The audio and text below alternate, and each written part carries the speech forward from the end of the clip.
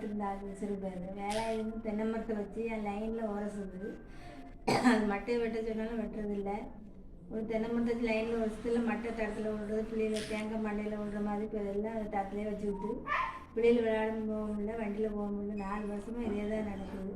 நானும் 4 வருஷமாக கோர்ட்டில் கேஸ் போட்டு எடுத்துக்கிட்டு தான் இருக்கேன். அது ஒன்றும் இந்த அம்மா விசாரிக்கிறதில்ல, ஒன்றும் செய்யறதில்லை.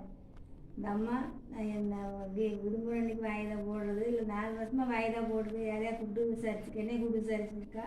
இல்லாட்டி முன்னாடி குறுக்காட்டுறவங்கள பிரச்சனை பண்ணுறவங்க விசாரிக்க, ஒழுங்கும் விசாரிக்கிறதில்ல.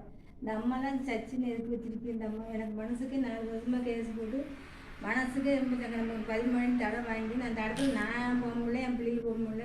பிள்ளை தான் இந்த டாக்ஸில் இருக்குது. நான் லேடிஸ் குழம்பு முடியல, லேடிஸ் நடக்க முடியல. முன்னாடி இருந்துட்டு மூர்த்தி வேலையெல்லாம் எல்லாம் டாக்டர் பண்ணிக்கிட்டு லேடிஸ் நடக்க முடியல. லேடிஸ் வீட்டில் பிள்ளை வேறு வச்சுட்டு எப்போதும் தண்ணீர் வாரதும் போகிறதும் தண்ணியை போட்டுட்டு இல்லை டாக்டரில் 4 வருஷமாக நானும் மனசுக்கு நிம்மதி இல்லாமல், எனக்கு மனசுக்கு நிம்மதியே இல்லை, வெறுப்பாகவே இருக்குது. செத்து போயிடலாம் கூட. இந்த அம்மா கேஸை விசாரித்து சொல்லலாம், நான் ஜாவதான் ஜென்மன்றது. செத்து போய் இந்த அம்மா விசாரித்து சொல்லுமா இல்லை சொல்லலாம். நான் சேர்த்தா அந்த அம்மா தான் காரணம், இடம் கொடுக்குறதும் காரணம், முன்னாடி குறுக்காடுறதும் காரணம். இதுக்கு முடிவு சொல்லுங்கள். வணக்கம்.